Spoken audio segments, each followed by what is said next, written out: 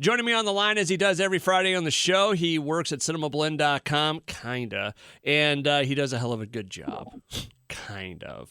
Ladies and gentlemen, Mike Reyes from CinemaBlend.com on the line. What's going on, man? Well, hello there. Do it right. I thought I did, but all right, I'll do another take. Right. Well, hello there. Let's get to the movie reviews because we got a lot of really cool movie news this week, or reviews and then movie news, and you know how this works. Start talking, Mike. Okay, I will go with the less preferable film of the week. I saw Paul Schrader's The Card Counter, so you don't have to. Okay, let's just leave it at that. Man, I have not burned a movie this hard in a while, and I try not to because I like to give every movie a shot. Okay. Give every movie a fair shot no matter what, even if it's something that I'm not predisposed to liking. I like to go in there and say, look, I'm going to give you a fair shake. This one was not, no, this did not work for me at all. And I am really sorry to say that because I know Paul Schrader is, this legendary man. He wrote Taxi Driver and he has all these other classic movies on his resume. And I understand that. I understand that Titans are respected for a reason. But this just does not work as a movie. The story that the basic story, I'm going to put that in quotes, is Oscar Isaac is a former military interrogator from Abu Ghraib who was imprisoned for some of the nasty stuff that they did in there, hewing a little bit to reality. And his commanding officer, played by Willem Dafoe, who's barely in the movie, got away with it. And, he comes, Oscar Isaac's character comes out of prison after 8 years. He's a card counter. He's a gambler.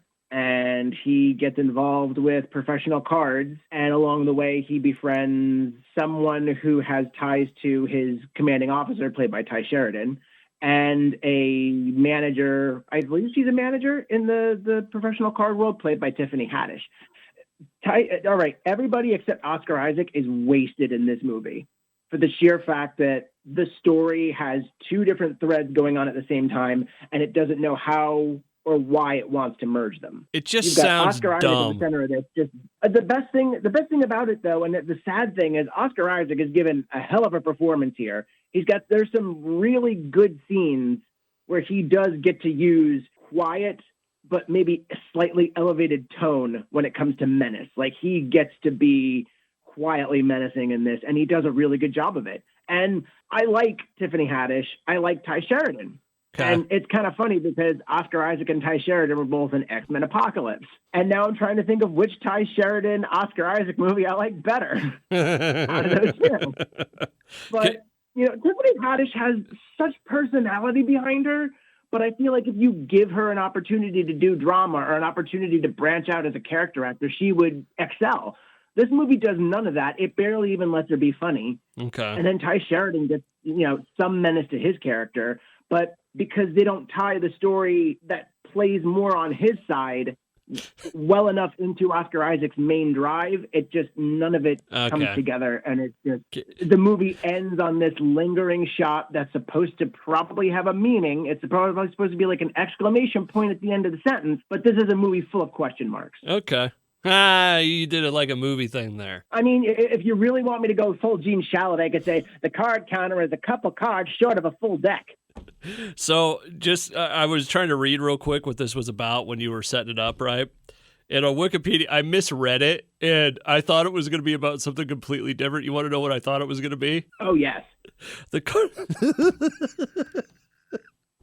card counter tells the story of an ex-military interrogator turned gambler haunted by ghosts. I think I would have liked that more. I'm like, I misread that, and I did it. Haunted by the ghosts of his past decisions, but making it him haunted by ghosts would have made this so much better. I mean, there are scenes of him going into hotels where he ties everything up in white sheets, so I guess he doesn't leave a trace. Yeah. So, I mean, you're halfway there. Oh, that's good. Mike Reyes from CinemaBlend.com joining me. Okay, so the card counter, not great. What else did you see this week? Okay, so now we jump from something I really didn't like to something I really liked. James Wan's Malignant. Oh, man. This is available in theaters and on HBO Max until the middle of October. look, if you're waiting for something to kick off Halloween, like if you really want to start your scary movies off right, go with this one. Okay. Yes. Give us the short breakdown of what it's about. A woman is haunted by an imaginary friend who. Cool. No, that's interactive. No. Yeah, we'll run with that. A woman is haunted by an imaginary friend who is brutally killing people connected to her past. Awesome. Now you're talking. I don't want to ruin it for too many people, because if you're saying it's a really good horror movie to kick off the Halloween season, I don't want to say too much. It's really good, right? Yes. What I will say is James Wan is someone who has become mostly known these days for The Conjuring. And he's also somewhat the man who helped kick off the Saw franchise. But there is a movie in his filmography that I don't think gets enough love. And if you want to know what to kind of expect going into this one, think of Dead Silence. Dead Silence. Which is 2000, I think it's 2006, 2007 movie, where this man is haunted by a ghost for some very specific, mysterious reasons. Okay. And that is very much the same wheelhouse as Malignant. However, Malignant is sort of, I think James Wan has said that it's supposed to be like a giallo, like a very specific sort of Italian horror movies that are very exaggerated, colorful, like the original Suspiria. Okay. It fits the mark. This movie is gorgeous to look at. It is intriguing to follow along with the mystery. And yeah, the less you know about this, the better. Again, it's on HBO Max until I think October 10th, like first 30 days. But I want to go see this in a theater because it's optimized for IMAX. And I'm certain the sound on this is going to be killer. Killer. Oh man, I didn't mean to do that. James Wan's Malignant is a killer delight. You just need to be pulling on the collar of your shirt when you say that. Oh, may the ghost of Rodney Dangerfield guide me. Oh, I miss Rodney Dangerfield. Okay, so Malignant, very cool. If you can see it this weekend, see it in a theater, but it is on HBO Max, right? Yes. See it any way you can and just enjoy. Mike Reyes from CinemaBlend.com joining me on the line right now. Okay, so that takes care of the movies this week. Let's jump over to the world of movie news. I think you have to start with the Matrix trailer, right? Yes. Oh, yes. Full stop. Big exclamation point at the end of that. No question mark. You know what's amazing about that trailer? I was talking to... I can think of a couple things. Well, no, it's not even the trailer itself. It's like, I was really into Matrix. I liked all three movies. I get why people don't like the second two, but I like the whole trilogy, and I love the Animatrix. I think it's all very well done. I think it's very cool. Like, I was talking to one of my buddies who's really into movies, and he was like, man, why are they calling him Tom? And I go, because his name was Thomas. And he goes, that's right. Thomas Anderson. Like, it's amazing. Like, you forget how long ago those movies were and how those little details kind of slip through. And I asked my wife last night, I'm like, did you watch the trailer? She goes, no. And I'm like, what? And she goes, well, I didn't really like the movies. I'm like, get out of my house. Oh. Like, it's kind of amazing to me. I mean, these movies, like, I thought everybody was into these movies, and to hear, one guy say, why are they calling him Tom? And my wife saying that she didn't like it. My boss says he never got into it. I had to tell one of my other coworkers. She was like, she goes, well, what's it about or whatever? And I tried to explain it, but I'm like, you just got to watch it. She goes, I just never got into it. I'm like, how? Okay, so you missed an opportunity there, because you know what you should have told her? What? Unfortunately, can be told what the Matrix is. You have to see it to believe it. Everything I've been putting up on social this week has been The Matrix Has You. Dude, they've resurrected the old website. Did they really? I did not mean to do that as a pun. Yeah. Yeah, because what happened was the old URL was whatisthematrix.com. And now this newly spun version is it was Choose Your Destiny, I think. Yeah. .whatisthematrix.com. Oh, that's cool. No, the whole thing is just awesome. And looking back 20 years ago, it doesn't even give you the pill thing anymore, does? Oh, there it is. Okay, cool.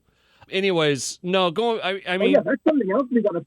I'm sorry? Oh, I'm just trying to get to the trailer. 20 years That's something else we got to talk about. Yeah, I know. I mean, there's so much going on with the Matrix here. I don't know if I was overly excited when I heard they were going to do this, because I've heard some of the, story about it and stuff, and I'm like, are they just trying to beat a dead horse here? Is it really going to be that amazing again? And blah, blah, blah, blah, blah. I saw the trailer. I'm like, I'm in. If I have to go to this movie by myself opening night, I'm probably going to do it. This is a movie I want to see in the theater. No, absolutely. This is something that I've got a dear friend of mine who, back in the day when the first Matrix sequels were coming out, because, we we didn't meet until around that point, or shortly before that point.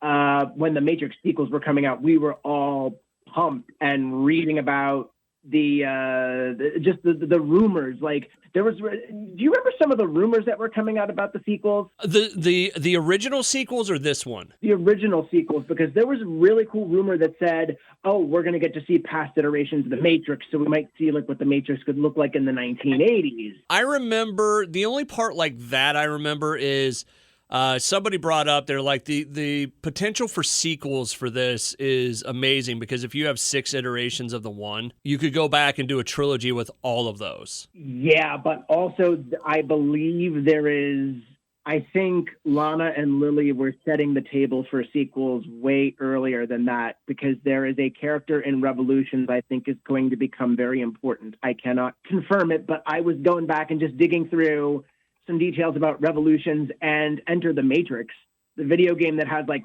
a 40-minute mini movie that basically ties into the original trilogy. Yeah. I don't know if anyone else remembers that, but there is a character that is alluded to in Revolution, in Enter the Matrix, that is shown in Revolutions, that they say she is going to be the next best, or like a very important person for both worlds down the line. And I think that's one of the threads they're picking up on.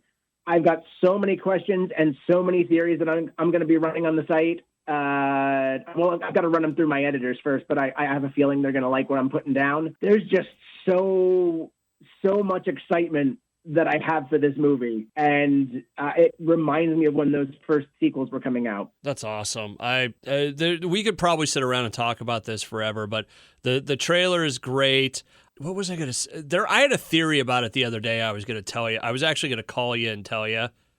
And yeah. Then I was like, nah. And now I can't remember what the theory was. Damn it. I have a couple theories, so maybe we'll have to further discuss this as we're heading towards a movie that has a perfect palindrome for a release date. I didn't notice that until I was watching the trailer again with my wife last night. Oh, that it's front and back? 12/22/21. And you reverse that, and it's 12/22/21. Huh, that's awesome. There are so many things in that movie. Like, that's 20 years ago, and they were thinking in 2020 terms, Yeah, like, just the Wachowskis were influenced by cyberpunk, which, when you do it right, like William Gibson or all the other authors that made their mark in that genre, when you do it right, some of the technology might get dated, but the prescience of what people do with technology is the thing that really stands out. And if this is going where I think it's going, it's exciting. The Matrix is going to be awesome. Mike Reyes from CinemaBlend.com joins me every Friday on the show to talk about movies. Mike, you have yourself a good weekend.